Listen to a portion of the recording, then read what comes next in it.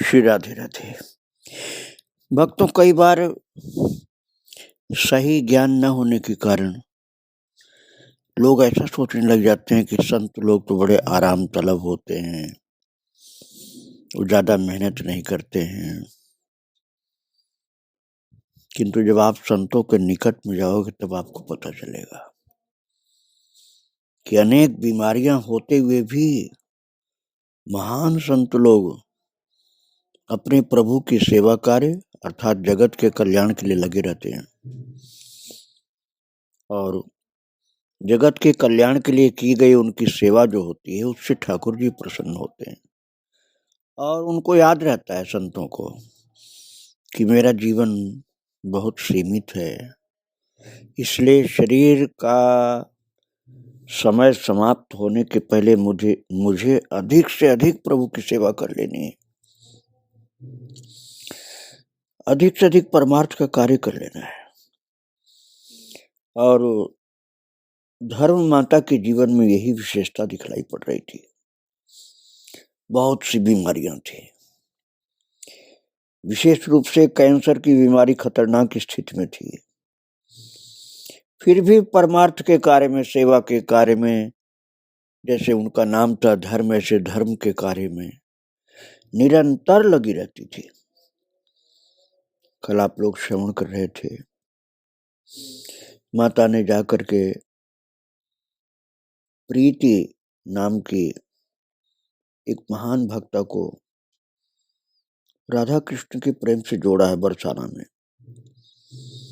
और बरसाना से धर्म माता दिल्ली पहुंचती हैं और दिल्ली पहुंचने पर उनको सैनिक विहार जनक जी के घर ठहराया गया। और उसका कारण यह था भक्तों कि वहां से राजीव गांधी कैंसर इंस्टीट्यूट पास में ही था और फिर जनक जी खुद स्वास्थ्य विभाग से संबंधित रही थी। असली कारण शायद धर्म जी का प्यार अपनी अनुज पर कुछ अधिक उमड़ रहा था कर्तव्यवश। वो उसे सेवा सुख से वंचित नहीं कर सकी। वो सोचती थी इसको संत सेवा का मन में बड़ा भाव है, तो इसको इस मौके पर क्यों न ये सेवा मिले। मूर्ति जी की अगाध श्रद्धा रही धर्म पर। मैं आपको पहले सुना चुका हूँ, मूर्ति जी तो जनक जी के पति थे और फिर घर पर वो सब सुविधाएं थी जो ऐसे असाध्य रोगी के लिए आवश्यक सी हो जाती हैं। शरीर की दृष्टि से भक्तों धर्म जी असाध्य रोगी हो गई थी। धर्म जी सैनिक विहार आया, निश्चिंत सी हो गई। 2-3 दिन में सब कुछ सुव्यवस्थित हो गया, पर धर्म जी का अस्पताल जाने का मन नहीं करता था। मूर्ति जी समझाते रहते हैं, दीदी ऐसे कैसे होगा। वास्तव में पूज्या धर्म जी जिसका स्पर्श सहन नहीं कर पाती थी। उन्हें लगता था मुझे सब लोग स्पर्श करेंगे अस्पताल में, इसलिए इस अस्पताल में जाना उनको अच्छा नहीं लगता था। अंततः ठाकुर को स्वयं आकर मनुहार करनी पड़ी भक्तों। धर्म जी ने तंद्रा में देखा, नवल सुंदर कह रहे थे, धर्म तू जाती क्यों नहीं अस्पताल, तुझे ऐसी तकलीफ नहीं होने दूंगा जिसे तू न सह सके। मैं तो तेरे नजदीक और नजदीक आ रहा हूं। अब आप विचार करिए भक्तों, ऐसी परिस्थिति में सामान्य मनुष्य तो यही कहेगा कि प्रभु मुझे ठीक कर दो, रोग मुक्त कर दो, लेकिन धर्म जी ये नहीं कहती थी। और भगवान को पता था कि धर्म को ज्ञान है, इसलिए बात नहीं कहेगी। तो ठाकुर जी प्रारब्ध को भोगने में धर्म जी की मदद कर रहे हैं। वो कह रहे हैं कि मैं ऐसी तकलीफ नहीं आने दूंगा जो तू सहन न कर सके। धर्म जी हंसने लगी। और अगले दिन ही अस्पताल जाने को तैयार हो गए। मूर्ति जो जनक जी के पतिदेव थे, वो मूर्ति जी राजीव गांधी कैंसर इंस्टीट्यूट के डॉक्टरों से परीक्षण की तिथि निश्चित कर धर्म जी को अस्पताल ले गए। मूर्ति जी से डॉक्टर पूछने लगे, मरीज कौन है? मूर्ति जी ने साथ ही खड़ी धर्म जी को इशारा किया।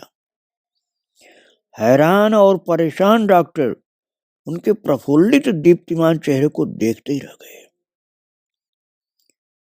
महाराज, डॉक्टरों के समझ में नहीं आ रहा कि इतना प्रसन्न चित्त चेहरा जिसका वो कैंसर का रोगी है। बोले, हमने अपनी जिंदगी में किसी कैंसर के रोगी का इतना प्रफुल्लित चेहरा नहीं देखा, डॉक्टरों ने कहा। बात यह होती भक्तों की, मरीज तो अपनी बीमारी के कारण, कैंसर जैसी भयंकर बीमारी के कारण पूरा का पूरा अपने दुख, दर्द, बीमारी, कष्ट और शरीर से परेशान रहकर पूरा पूरा ध्यान अपने शरीर पर ही रखता है। और यहाँ धर्म जी का पूरा ध्यान भगवान पर था।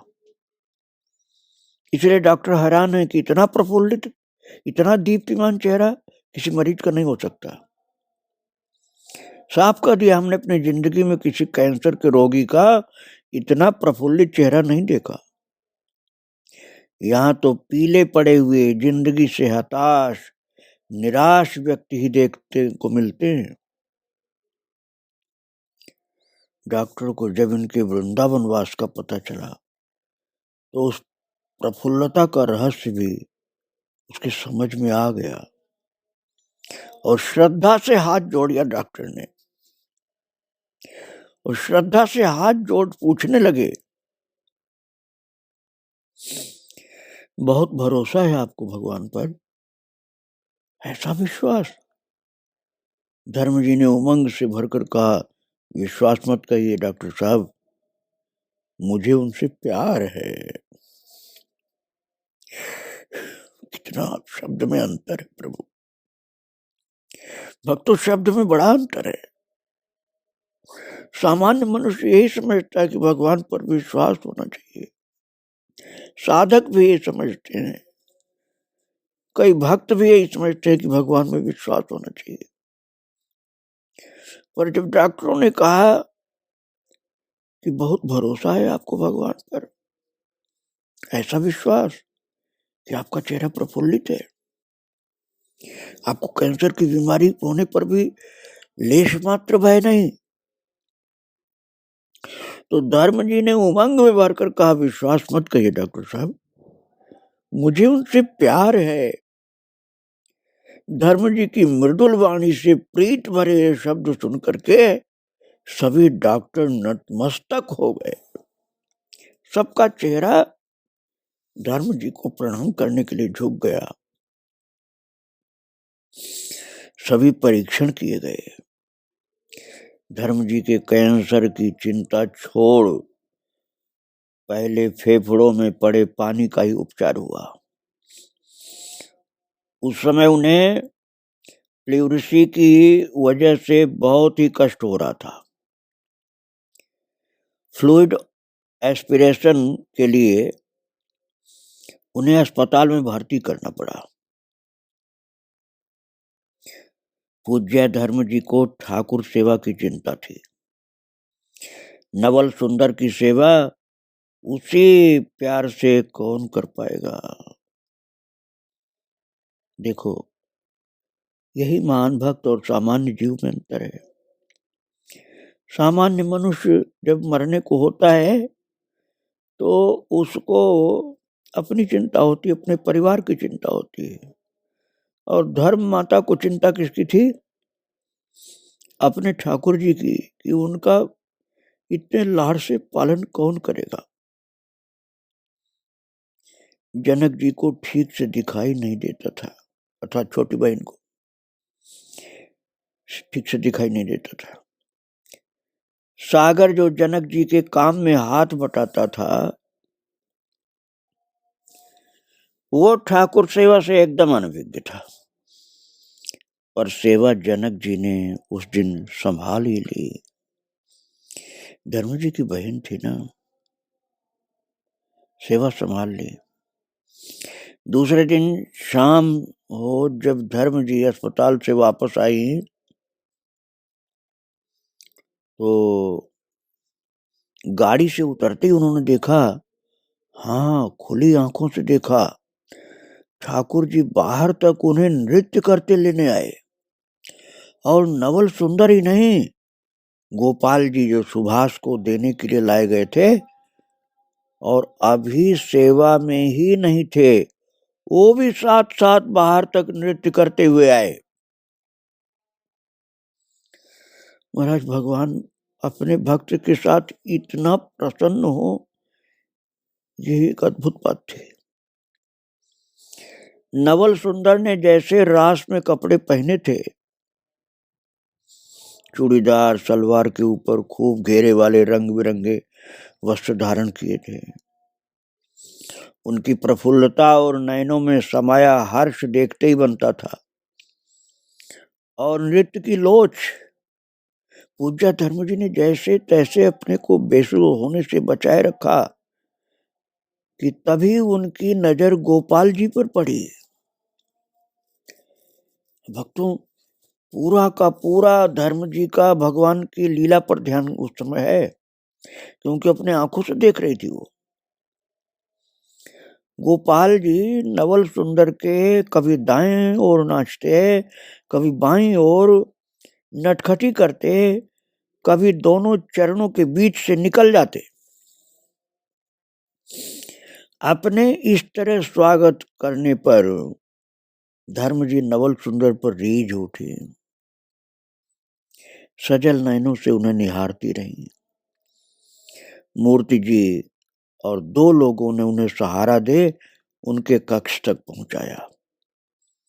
दवाइयां उपचार शुरू हो गया था। थोड़े दिन में पूज्य धर्म जी की तबीयत थोड़ी संभली। वृंदावन में सब समाचार पहुंच रहा था, पर वृंदा को धर्म जी से मिलने की उत्कट लालसा थी। अक्टूबर 2000 के मध्य में किसी कारणवश दिल्ली जाने का बानक बन ही गया। पूज्य सुशीला बहन जी को प्रणाम करने जब वो गई तो बहन जी बोली, दिल्ली जा रही है तो धर्म जी से जरूर मिल करके आना। वृंदा भी तो यही चाहती थी।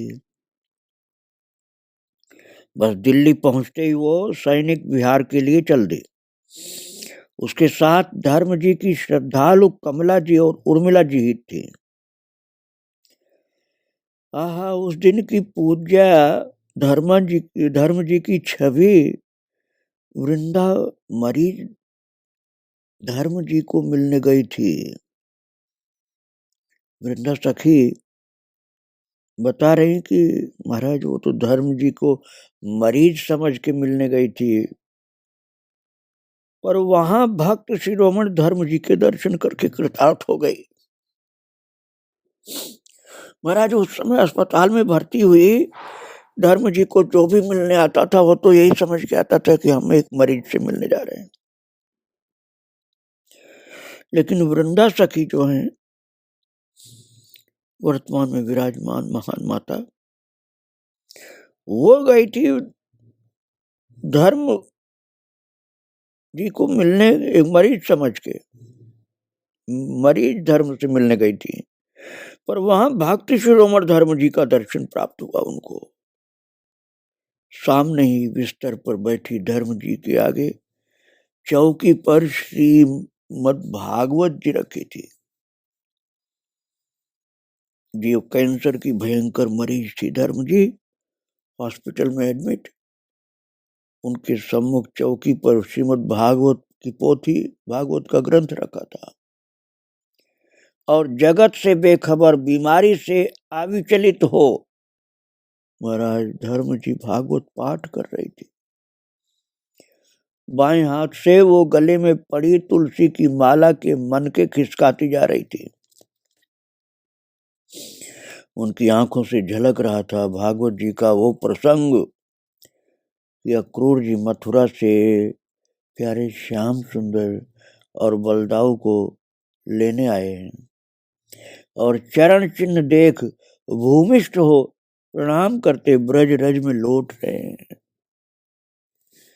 सावधानी से समझना भक्तों, धर्म माता जो एक कैंसर की भयंकर मरीज थी, वो सैनिक अस्पताल में दिल्ली में एडमिट हैं, सीरियस पोजीशन थी उनकी,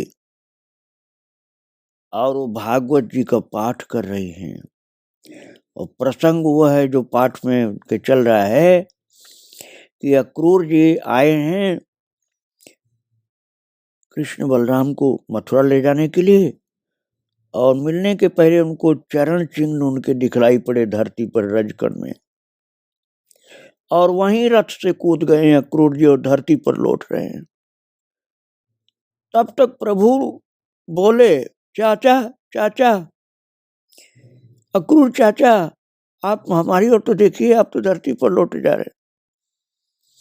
और चाचा चाचा के संबोधन को सुनने को महाराज तरस रहे थे अक्रूर जी।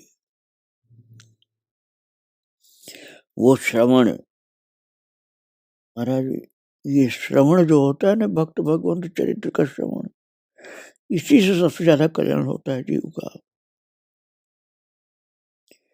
संबंध की सार्थकता तो ठाकुर की ओर से उच्चारण सुनकर ही होती है।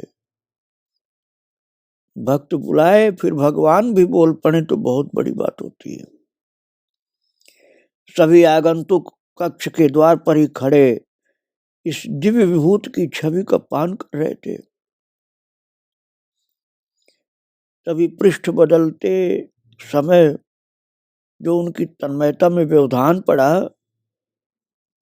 तो नजर इन सब लोगों पर पड़ी। वहां तो उनके पाठ में पूरा का पूरा मन था कि चरण रज में लौटते हुए अक्रूर को देखकर कन्हैया चाचा चाचा बोल पड़े थे, और अक्रूर प्रेम की अधिकता में मदहोश हो रहे थे। और वही दशा धर्म जी की थी। और धर्म ने जब पन्ना पलटा भागवत का और देखा है इन अपने प्यारे भक्तों को जो अस्पताल में आए थे देखने के लिए, उनकी आंखें बता रही थी कि वो अभी उसी मस्ती में हैं, पर स्वभाववश ही प्रसन्न होकर उठी। आहा, आ गए तुम लोग, अरे वृंदा भी है। अच्छा, वृंदा सखी तो आई थी, फिर निगाह पड़ गई, हाँ वृंदा भी आई है। वृंदावन से कब आई? वृंदावन वृंदावन कहती हुई झूम से भर उठी पूज्य धर्म जी। सबके बैठ जाने पर फिर पूर्ववत भागवत जी का पाठ करने लगी। ज्यादा बात नहीं किया, बस एक बार प्रसन्नता अपनी व्यक्त कर दी, और वृंदा सखी को देखकर कहा वृंदा भी आ गई है, और लोगों को एक बार देखा है निगाह से, बस फिर तो अपने भागवत पाठ में लग गई। अध्याय संपन्न हो जाने पर गले की माला की खिसकन भी स्वतः ही रुक गई। पूज्य धर्म जी उस दिन की वो छवि, महाराज धर्म जी की वो छवि जो थी, वृंदा को आज भी उमगा जाती है। आज भी वृंदा सखी श्री वृंदावन धाम में यमुना तट पर आती रहती है। धर्म माता की उस दिन की छवि जो अस्पताल में एडमिट अवस्था में उनको देखा था भागवत पाठ करने समय, वो छवि उनके हृदय में आज भी आनंद दे देती है, याद करती रहती है। उसी दिन उन्होंने जाना कैसे पाठ किया जाता है श्रीमद् भागवत जी का। उन्होंने धीरे से बड़े प्रेम से कहा, कैसी हैं बहन जी? वृंदा जी ने पूछा। धर्म जी कहने लगी, मैं मजे में हूं। महाराज आपको आश्चर्य होगा, कैंसर का आखिरी टाइम का मरीज भागवत पाठ कर रहा है, और उसका भक्त पूछ रहा आप कैसी हैं बहन जी? तो करे मैं तो मजे में हूं, बाकी शरीर का वो तो सब रिपोर्ट तू खुद ही देख ले। तो धर्म जी ने वृंदा को कहा कि शरीर का क्या हाल है, वो तो रिपोर्ट्स में तो देख ले। तो रिपोर्ट देखने की उत्फुल्लता वृंदा जी को तो कहाँ थी, वो तो बस धर्म जी को देखने आई थी। वो तो जानती थी बीमारी बहुत खराब हालत में पहुंच चुकी है, लेकिन ये भी जानती थी वृंदा कि ये बीमारी धर्म जी का क्या बिगाड़ लेगी, पर न देखना अशिष्टता होगा, क्योंकि रिपोर्ट देखने के लिए धर्म जी बोल रही थी कि शरीर का जानना हो कि क्या हाल है तो देख लो रिपोर्ट। तो ये सोचकर अस्पताल के कागज देखने लगी वृंदा। पूज्य धर्म जी सब जानती थी, पर उनकी निर्विकारिता और सहज मुस्कान सबको भुलावे में डालने वाली थी। उनकी मुस्कान, चेहरे की प्रसन्नता, ये देखकर सब लोग भुलावा में पड़ जाते थे कि क्या इनको बीमारी है कोई, ये तो लगती नहीं कि बीमार हो। महाराज चल छोड़ो वो सब, इधर आकर पद सुना। धर्म जी ने कहा वृंदा से कि छोड़ो सब जो कागज देख रही है, रिपोर्ट देख रही है, अब आकर के पद सुना भगवान की लीला का। और सुनते ही झट वृंदा उनके पास नीचे ही बैठ गई और गाने लगी पूज्या उषा जी का पद। धर्म जी के सम्मुख वृंदा जी गा रही हैं, आली बरसावें तेरे दृग रस मेहरी, आली बरसावें तेरे दृग रस मेहरी, भीजे ही रहत पिए नित नव नेहरी, मृद मुस्काई जब उन तन हेरे सखी, औरन की काह कहूँ भूले निज देहरी, आली बरसावें तेरे दृग रस मेहरी, दिन रात तेरो ध्यान मुरली में सोई तान, दिन रात तेरो ध्यान मुरली में सोई तान, तेरी ही लग्न वीर फिरे बन गेहरी, आली बरसावें तेरे दृग रस मेहरी, अति ही चतुर चित चोर विख्यात जो, अति ही चतुर चित चोर विख्यात जो, तूने कस बांधी राखे चितवन जेवरी, तूने कस बांधी राखे चितवन जेवरी, आली बरसावें तेरे दृग रस मेहरी। बड़ी भाव से वृंदा जी गा रही थी, धर्म माता को सुना रही थी, और इस पद की कमनीयता पर धर्म जी झूम उठी। साथ साथ कितनी देर गाती रही चितवन जेवरी, जो आखिर में गाया गया था ना भक्तों, अति ही चतुर चित चोर विख्यात जो, तूने कस बांधी राखे चितवन जेवरी। चितवन की जेवरी, जेवरी मतलब रस्सी, चितवन की जेवरी से कैसे बांध रखी हो, ये जो लाइन थी ना, तूने कस बांधी राखे चितवन जेवरी, वो कितनी देर तक गाती रही धर्म जी साथ साथ। चितवन जेवरी, इन दो शब्दों पर तो रीझ ही गई। इस चितवन जेवरी ने उन्हें प्रिया प्रियतम की रूप माधुरी में इस तरह बांधा कि वो भूल ही गई कि सामने कमला जी व उर्मिल जी भी बैठी थी। एकाएक उनको संबोधन करती हुई पूज्य धर्म जी बोली, है ना अटपटा साम्राज्य प्रेम का उर्मिल, किशोरी जी का प्रिय तो देख मंद मंद मुस्काना। अरे किशोरी जी कितना मंद मंद प्रेम से मुस्का रही हैं। उन चितवन शरों से आहत श्याम सुंदर दिन में और रात में भी मुरली में राधे राधे राधे की टेर लगा दें तो आश्चर्य ही कैसा। चितवन जेवरी, ये कहकर के धर्म जी उन्मुक्त हंस दिए। ऐसी बीमारी की उच्च अवस्था में भी वो जोर से हंस पड़ी, और कुछ ही देर बाद उन्हें उन्हीं के साम्राज्य की मस्ती में मस्जिद रहने के उपक्रम में सब उन्हें एकांत दे चुपचाप बाहर निकल आए, क्योंकि सबको ध्यान था कि इनको कष्ट नहीं हो। और भक्तों, शिष्यों को गुरु के शरीर का बहुत ध्यान रखना चाहिए। वो प्रसन्न रहेंगे तो ठीक है, लेकिन उनके शरीर को कष्ट न हो, इसका भी ध्यान शिष्य का धर्म है। इसलिए सब जितने लोग दर्शन करने गए थे, वो उन्हें धीरे से नमन करके उनको एकांत प्रदान करके चुपचाप बाहर निकल आए। और अगले ही दिन वृंदावन वापस आ गई थी। किंतु आगे का चरित्र आपको मैं कल सुनाऊंगा। आज इन सब महान सखियों सहित धर्म माता को प्रणाम करके विराम दे रहा हूँ। श्री राधे राधे, जय श्री राधे राधे।